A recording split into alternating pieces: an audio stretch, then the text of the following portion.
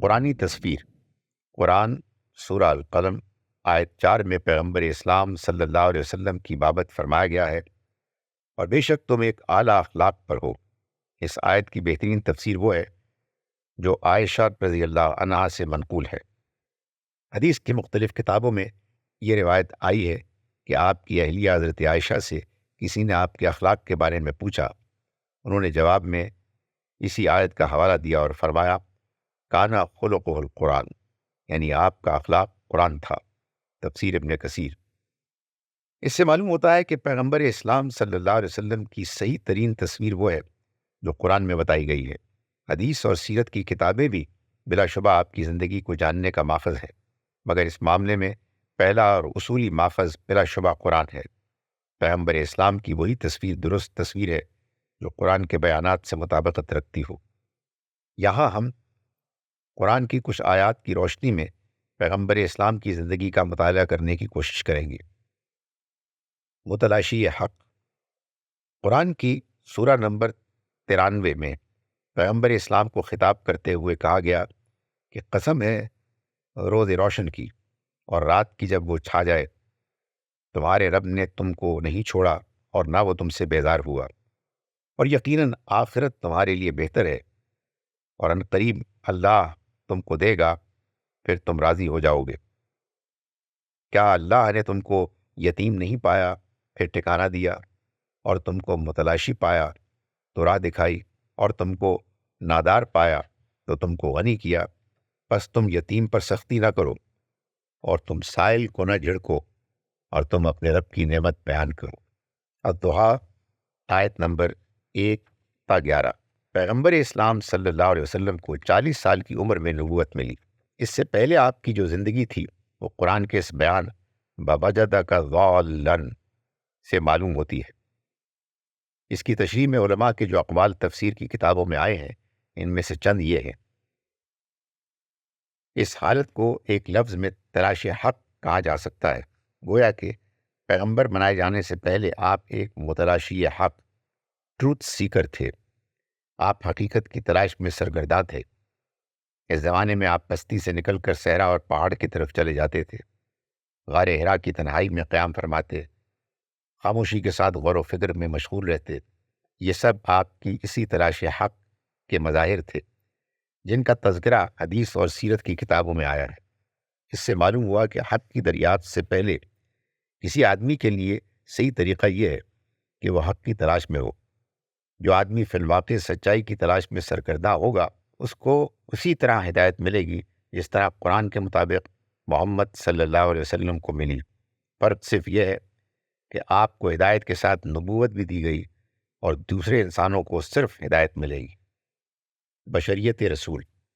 قرآن سے معلوم ہوتا ہے کہ پیغمبر اسلام صلی اللہ علیہ وسلم عام انسانوں کی طرح ایک انسان تھے۔ آپ کی امتیازی خصوصیت یہ نہیں تھی کہ آپ غیر بشر تھے، بلکہ آپ کی امتیازی خصوصیت یہ تھی آپ بشر ہونے کے ساتھ ایک پیغمبر بھی تھے۔ اس سلسلے میں قرآن کی چند آیتیں یہاں نقل کی جاتی ہیں۔ هل كنت الا بشرا رسولا، الاسراء، قل انما انا بشر مثلكم يوحى الي انما الهكم اله واحد، سورہ الکہف، قل انما انا بشر مثلكم يوحى الي، سورہ حامیم سجدہ، قالت لهم رسلهم ان نحن الا بشر مثلكم، سورہ ابراہیم۔ ایسا ہونا بالکل فطری تھا۔ پیغمبر اسلام کو تمام انسانوں کے لیے عملی نمونے کی حیثیت دی گئی ہے۔ یہ کھلی ہوئی بات ہے کہ آپ لوگوں کے لیے عملی نمونہ صرف اس وقت ہو سکتے ہیں جبکہ آپ بھی دوسرے انسانوں کی طرح ایک انسان ہوں۔ آپ کے اندر بھی وہی احساسات ہوں جو دوسرے انسانوں کے اندر ہوتے ہیں۔ آپ کی فطرت کے اجزاء بھی وہی ہوں جو دوسرے انسانوں کی فطرت کے اجزاء ہیں۔ آپ بھی اسی گوشت پوست کا مجموعہ ہو جس کا مجموعہ ایک عام انسان ہوتا ہے۔ اگر یہ یکسانیت نہ ہو تو یہ حکم ایک غیر عملی حکم بن جائے گا کہ اے لوگو، تم پیغمبر خدا کی نمونے کی پیروی کرو۔ پیغمبر اسلام کی عظمت اسی میں تھی کہ آپ بشر ہوتے ہوئے اعلیٰ اخلاق کو اپنے ذہن میں جگہ دیں، اعلیٰ اخلاق کو اپنا اخلاق بنائیں، ہر معاملے میں اعلیٰ روش کا ثبوت دیں، اگر آپ غیر بشر ہوتے تو آپ کا یہ غیر معمولی کردار عظیم کردار نہیں بن سکتا تھا۔ رسول ایک آزمائش۔ قرآن کی سورہ نمبر 6 میں پیغمبر کے مخالفین کا ذکر کرتے ہوئے ارشاد ہوا ہے، اور وہ کہتے ہیں کہ اس میں کوئی فرشتہ کیوں نہیں اتارا گیا، اور اگر ہم کوئی فرشتہ اتارتے تو معاملے کا فیصلہ ہو جاتا، پھر انہیں مہلت نہ ملتی، اور اگر ہم کسی فرشتے کو رسول بنا کر بھیجتے تو اس کو بھی آدمی بناتے اور ان کو اسی شبے میں ڈال دیتے جس میں وہ اب پڑے ہوئے ہیں۔ سورہ الانعام۔ اس طرح مخالفین رسول کے تذکرے کے تحت قرآن میں ارشاد ہوا ہے، اور وہ کہتے ہیں کہ وہ کیسا رسول ہے جو کھانا کھاتا اور بازاروں میں چلتا پھرتا ہے، کیوں نہ اس کے پاس کوئی فرشتہ بھیجا گیا، وہ اس کے ساتھ رہ کر ڈراتا، یا اس کے لیے کوئی خزانہ اتارا جاتا، اس کے لیے کوئی باغ ہوتا جس سے وہ کھاتا۔ سورہ الفرقان۔ اسی طرح دوسری جگہ ارشاد فرمایا کہ اور جب ان کے پاس ہدایت آ گئی تو ان کو ایمان لانے سے ان کے سوا اور کوئی چیز مانے نہیں ہوئی، کہ انہوں نے کہا کہ کیا اللہ نے بشر کو رسول بنا کر بھیجا ہے۔ سورہ بنی اسرائیل۔ ان آیتوں کو سمجھنے کے لیے اس اصول کو استعمال کرنا چاہیے جس کو ایک عربی مقولے میں اس طرح بیان کیا گیا ہے: چیزیں اپنے ضد سے پہچانی جاتی ہیں۔ اس اصول کے مطابق غور کیجیے تو پیغمبر اسلام نیز دوسرے پیغمبروں کی دو ایک دوسرے کے بالکل مختلف تصویریں ہمارے سامنے آتی ہیں۔ ایک وہ جو مذکورہ قرآنی آیتوں کے مطابق پیغمبر کے ہم عصر مخاطبین کے سامنے تھی، دوسری تصویر وہ تھی جو پیغمبر اسلام کے ظہور کے تقریباً 1500 سال بعد آج کے لوگوں کو دکھائی دیتی ہے۔ قدیم تصویر میں پیغمبر صرف ایک عام انسان دکھائی دیتا ہے۔ اس کے برعکس آج کی تصویر اتنی عظیم ہے کہ تذکرہ کرنے والے جب آپ کا تذکرہ کرتے ہیں تو وہ لغت کے آخری اور انتہائی الفاظ آپ کے لیے استعمال کرتے ہیں، مثلا فخر موجودات، شہنشاہ کونین، سرور کائنات، محسن انسانیت، تاجدار عرب، آقائے نامدار وغیرہ۔ ایک ہی شخصیت کی دو مختلف تصویر کیوں؟ اس کی وجہ یہ ہے کہ پیغمبر جب آتا ہے تو وہ اپنے ہم عصروں کے لیے اپنے مجرد روپ میں ہوتا ہے، مگر سینکڑوں سال بعد ایسا ہوتا ہے کہ پیغمبر کی شخصیت کے ساتھ اس کے گرد بننے والی بات کی تاریخ شامل ہو جاتی ہے۔ پہلی تصویر میں پیغمبر اپنی تاریخ کے بغیر ہوتا ہے، اور دوسری تصویر میں پیغمبر اپنی تاریخی عظمتوں کے ساتھ دکھائی دیتا ہے۔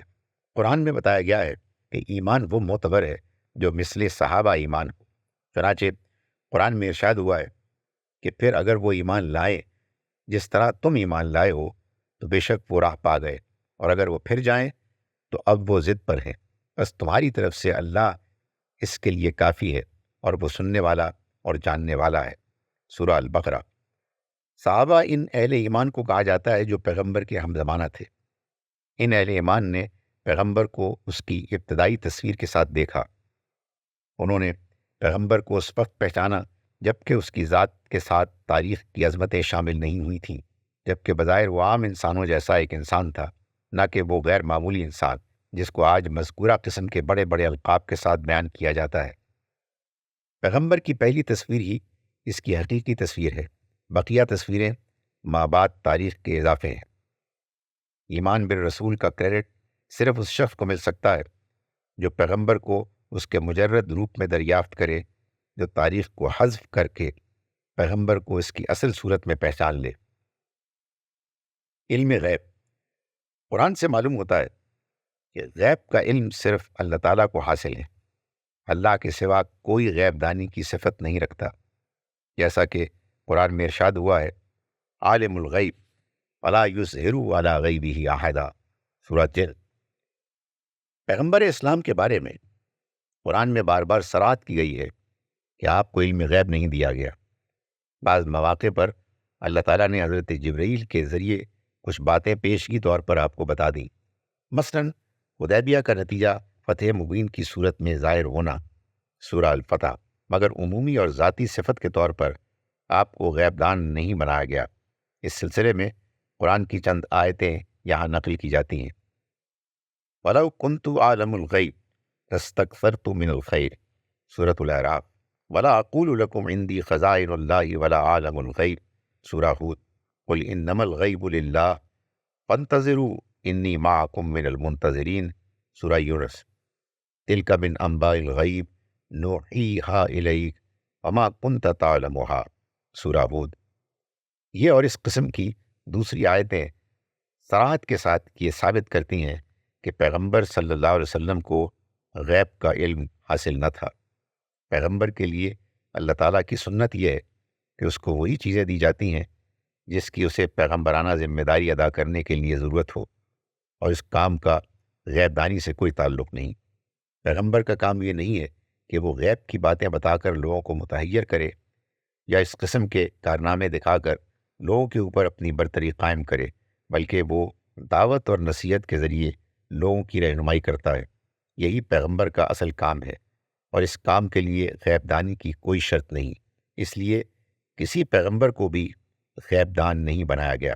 عسر میں یسر، قرآن کی سورہ نمبر 95 میں پیغمبر اسلام کو خطاب کرتے ہوئے ارشاد ہوا ہے کہ کیا ہم نے تمہارا سینہ تمہارے لیے کھول نہیں دیا اور تمہارا وہ بوجھ اتار دیا جس نے تمہاری پیٹھ جھکا دی تھی، اور ہم نے تمہارا ذکر بلند کیا۔ بے شک مشکل کے ساتھ آسانی ہے۔ پھر جب تم فارغ ہو جاؤ تو محنت کرو اور اپنے رب کی طرف توجہ رکھو۔ سورہ الانشراح آیت 1 تا 8۔ ان آیات کے ذریعے پیغمبر اسلام کی زندگی کا ایک خاص پہلو سامنے آتا ہے، وہ یہ ہے کہ اللہ کی توفیق سے اور اللہ کی رہنمائی کے تحت آپ نے اپنے اندر یہ استعداد پیدا کی کہ آپ مشکل میں آسانی کو دیکھیں، ناموافق حالات کو عزم و ہمت کے ساتھ موافق حالات میں بدلنے کی کوشش کریں، مایوسی کے مواقع پر بھی امید کے ساتھ اپنا عمل جاری رکھیں۔ اس سلسلے میں اللہ تعالیٰ نے یہاں چند مثالوں کے ذریعے اس معاملے کو واضح فرمایا ہے۔ مثلاً یہ کہ پیغمبر اسلام کو سختیوں کا تجربہ ہوا، ان سختیوں نے آپ کے ذہن کو کھولا اور آپ کو شرح صدر کی نعمت حاصل ہوئی۔ اسی طرح آپ کے مخالفین نے آپ کے خلاف طرح طرح کی غلط باتیں پھیلائیں، مگر عملاً یہ ہوا کہ مخالفین کا یہ پروپیگنڈا آپ کے مشن کے لیے عمومی چرچے کا ذریعہ بن گیا وغیرہ۔ پیغمبر اسلام کے پیرووں کو اپنے اندر یہی ذہن پیدا کرنا چاہیے، ان کے اندر یہ صلاحیت ہونی چاہیے کہ وہ نہیں میں ہے کو دیکھیں، وہ مشکل کو آسانی میں بدل سکیں۔ رزق رب، قرآن کی سورہ نمبر 20 میں پیغمبر کو خطاب کرتے ہوئے ارشاد ہوا ہے کہ اور ہرگز ان چیزوں کی طرف آنکھ اٹھا کر بھی نہ دیکھو جن کو ہم نے ان کے کچھ گروہوں کو ان کی آزمائش کے لیے انہیں دے رکھا ہے، اور تمہارے رب کا رزق زیادہ بہتر ہے اور باقی رہنے والا ہے۔ اور اپنے لوگوں کو نماز کا حکم دو اور اس کے پابند رہو، ہم تم سے کوئی رزق نہیں مانگتے، رزق تو تم کو ہم دیں گے، اور بہتر انجام تو تقوی کے لیے ہے۔ سورہ طٰہٰ آیت 132۔ پیغمبر اسی دنیا میں رہتا ہے جس میں عام لوگ زندگی گزارتے ہیں، لیکن عام انسان اس کو اپنا مقصد بنا لیتے ہیں کہ وہ دنیا کا سامان زیادہ سے زیادہ اپنے لیے اکٹھا کریں۔ تو پیغمبر کو اس طرح زندگی گزارنا ہوتا ہے کہ وہ دنیا میں رہے مگر وہ دنیا کو اپنا مقصود نہ بنائے، وہ دنیا سے رزق مادی کا طالب نہ ہو بلکہ وہ اسے رزق ربانی کا ذریعہ بنا لے۔ دنیا میں ایک شخص ایمان اور دعوت کی زندگی اختیار کرتا ہے، اس کے نتیجے میں اس کی زندگی مشقتوں کی زندگی بن جاتی ہے۔ دوسری طرف یہ حال ہے کہ جو لوگ اس قسم کی ذمہ داری سے آزاد ہیں وہ آرام اور راحت میں اپنے صبح و شام گزارتے ہیں۔ اس صورتحال کو نمایاں کر کے شیطان آدمی کے دل میں وسوسہ ڈالتا ہے، وہ مومن اور داعی کو متزلزل کرنے کی کوشش کرتا ہے، لیکن گہرائی سے دیکھا جائے تو اس ظاہری فرق کے آگے ایک اور فرق ہے، اور وہ فرق زیادہ قابل لحاظ ہے۔ وہ فرق یہ ہے کہ دنیا پرست لوگوں کو جو چیز ملی ہے وہ محض امتحان کے لیے ہے اور سراسر وقتی ہے، اس کے بعد اس ابدی زندگی میں ان کے لیے کچھ نہیں۔ مومن اور داعی کو خدا سے وابستگی اختیار کرنے کے نتیجے میں جو چیز ملتی ہے وہ تمام دنیا کی چیزوں سے زیادہ قیمتی ہے، وہ ہے اللہ کی یاد، آخرت کی فکر، عبادت اور تقوی کی زندگی۔ خدا کے بندوں کو آخرت کی پکڑ سے بچانے کے لیے فکر مند ہونا، یہ بھی رزق ہے، اور یہ زیادہ اعلیٰ رزق ہے، کیونکہ وہ آخرت میں ایسی بے حساب نعمتوں کی شکل میں آدمی کی طرف لوٹے گا جو کبھی ختم ہونے والا نہیں۔ بنیادی کام، قرآن کی سورہ نمبر 74 میں پیغمبر کو خطاب کرتے ہوئے ارشاد ہوا ہے، اے کپڑے میں لپٹنے والے، اٹھ اور لوگوں کو ڈرا اور اپنے رب کی بڑائی بیان کر، اور اپنے کپڑوں کو پاک رکھ اور گندگی کو چھوڑ دے، اور ایسا نہ کر کہ احسان کرے اور بہت بدلہ چاہے، اور اپنے رب کے لیے صبر کر۔ سورہ المدثر آیت 1 تا 7۔ قرآن کی ان آیات کے مطابق اس دنیا میں اصل پیغمبرانہ کام انذار ہے، یعنی آخرت میں پیش آنے والے سنگین مسئلے سے لوگوں کو آگاہ کرنا۔ یہ کام وہی شخص کر سکتا ہے جس کا دل اللہ کی بڑائی سے لبریز ہو، جو اچھے اخلاق کا مالک ہو، جو ہر قسم کی برائی سے دور ہو، جو بدلے کی امید کے بغیر نیکی کرے، جو دوسروں کی طرف سے پیش آنے والی تکلیفوں پر یک طرفہ صبر کر سکے۔ 4 ذمہ داریاں۔ پیغمبر اسلام صلی اللہ علیہ وسلم کو دعائے ابراہیم یا دعائے خلیل کہا جاتا ہے۔ اس کی وجہ یہ ہے کہ حضرت ابراہیم علیہ السلام نے جب اپنے بیٹے اسماعیل کو ان کی ماں ہاجرہ کے ساتھ حجاز کے صحرا میں بسایا تو اس وقت ان کے لیے جو دعائیں کیں ان میں ایک دعا یہ تھی کہ اے ہمارے رب، انہی میں کا ایک رسول اٹھا جو ان کو تیری آیتیں سنائے اور ان کو کتاب اور حکمت کی تعلیم دے اور ان کا تزکیہ کرے۔ بے شک تو زبردست ہے، حکمت والا ہے۔ ربنا وبعث فیہم رسولا منہم یتلو علیہم آیاتک ویعلمہم الکتاب والحکمہ ویزکیہم انک انت العزیز الحکیم۔ سورہ البقرہ آیت 129۔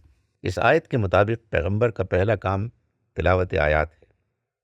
آیت کے معنی نشانی کے ہیں، یعنی وہ چیز جو کسی چیز کے اوپر دلیل بنے۔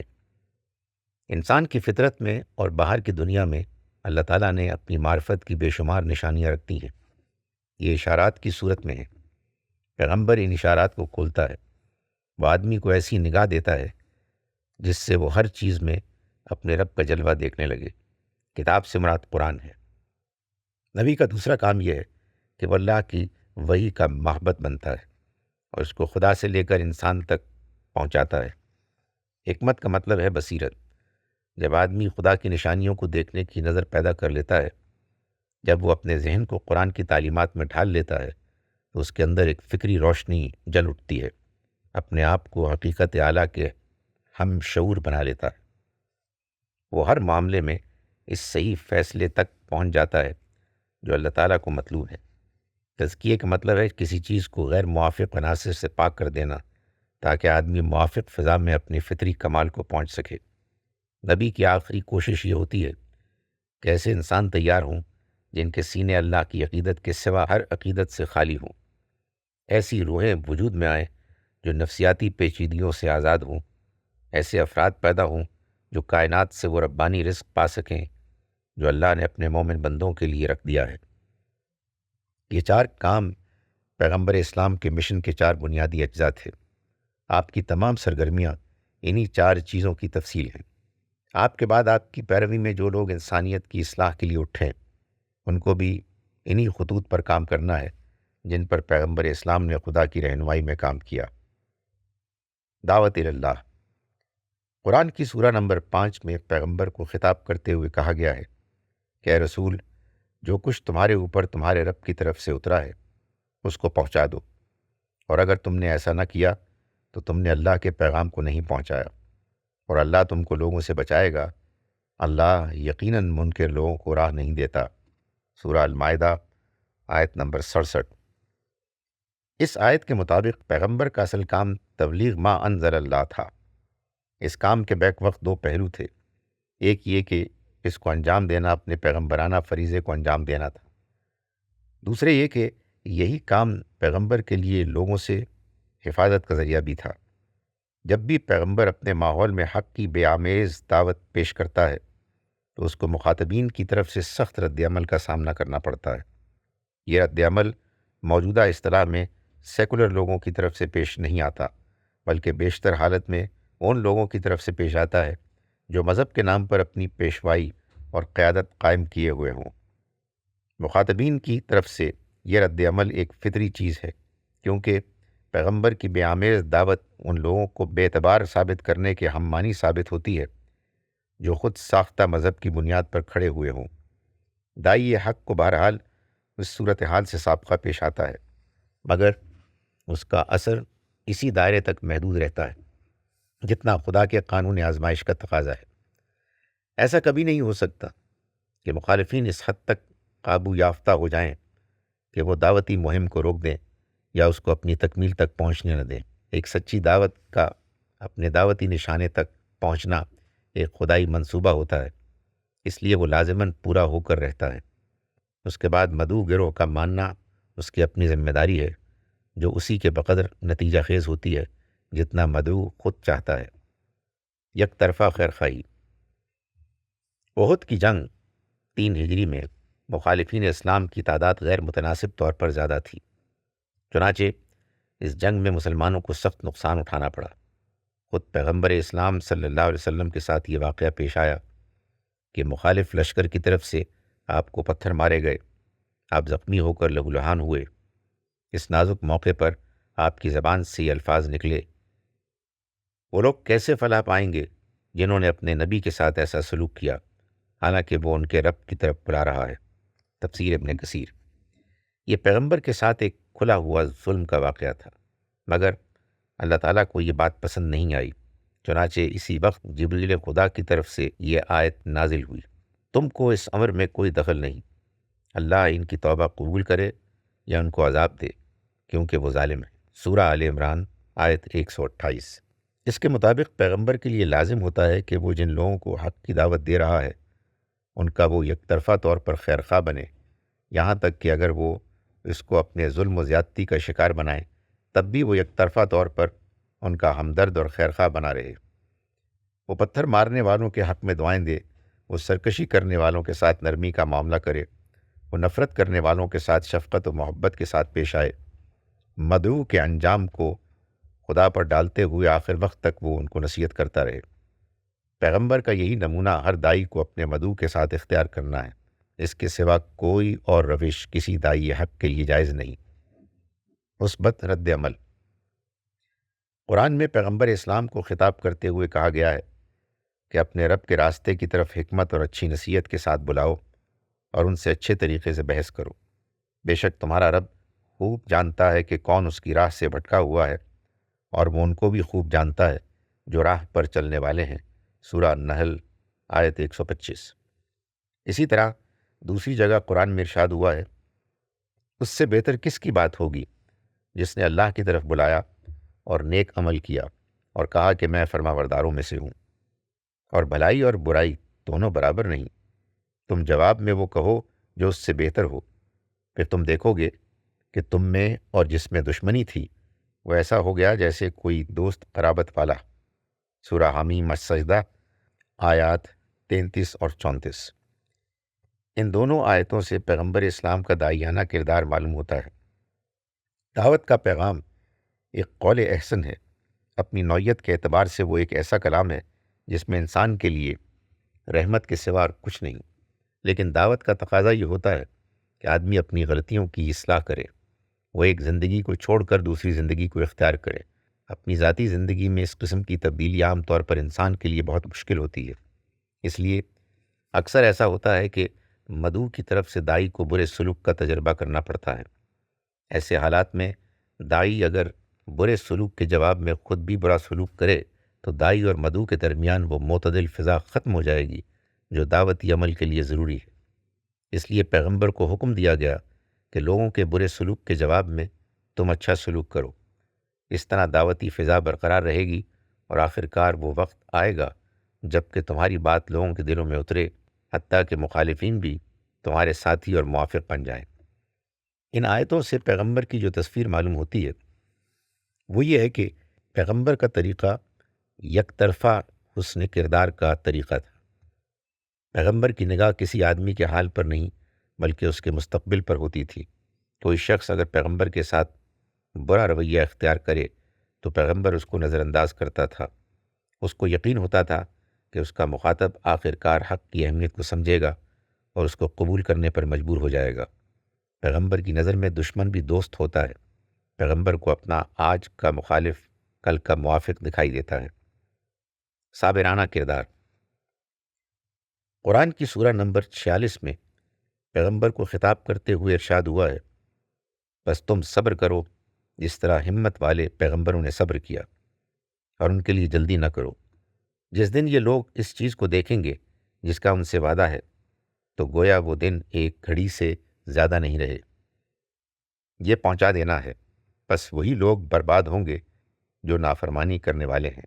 سورہ الاحقاف آیت 35۔ پیغمبر کے کردار کا سب سے زیادہ نمایاں پہلو صبر ہے۔ حق کی دعوت دینے والے کو ہمیشہ صبر کی زمین پر کھڑا ہونا پڑتا ہے۔ صبر دراصل اس کا نام ہے کہ مدعو کی ایذا رسانیوں کو دائی یک طرفہ طور پر نظر انداز کرے۔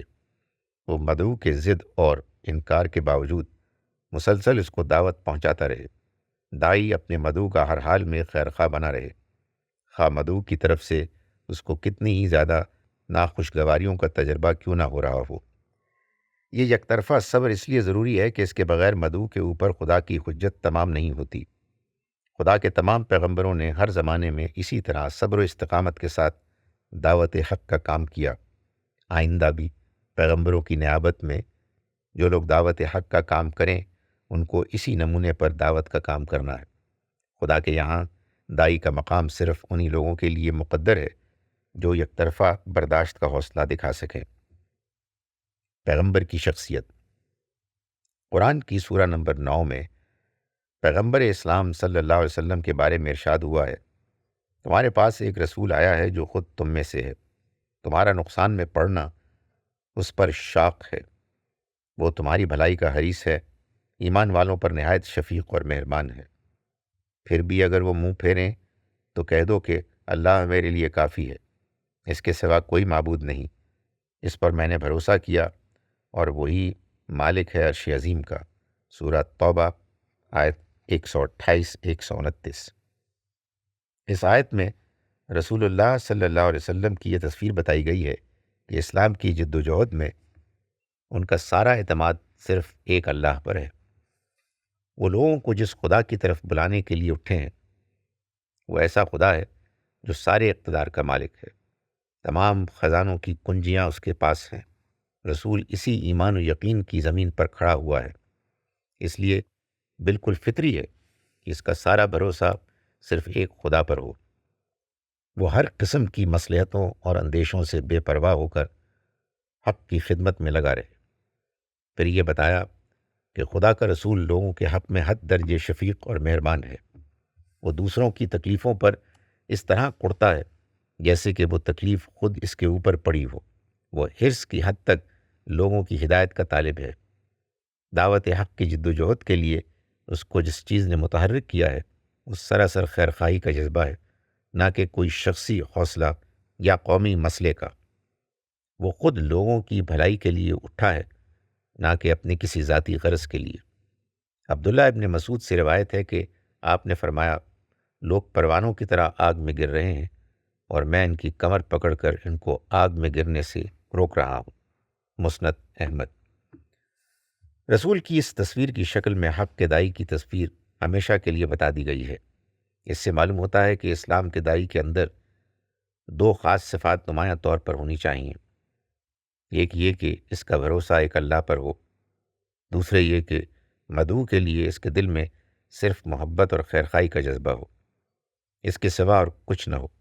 اگرچہ مدعو کی طرف سے طرح طرح کی شکایتیں پیش آتی ہیں، اس کے اور دائی کے درمیان قومی اور مادی جھگڑے بھی ہو سکتے ہیں، ان سب کے باوجود یہ مطلوب ہے کہ دائی ان تمام چیزوں کو نظر انداز کرے اور مدعو کے لیے رحمت اور خیرخواہی کے سوا کوئی جذبہ اپنے اندر پیدا نہ ہونے دے۔ دائی کو رد عمل کی نفسیات سے بلند ہونا پڑتا ہے، اس کو یک طرفہ طور پر ایسا کرنا پڑتا ہے کہ وہ مدعو کا خیرخواہ بنے، خواہ مدعو نے اس کے خلاف کتنا ہی زیادہ قابل شکایت رویہ کیوں نہ اختیار کیا ہو۔ دائی خدا کے لیے جیتا ہے اور مدعو اپنی ذات کے لیے۔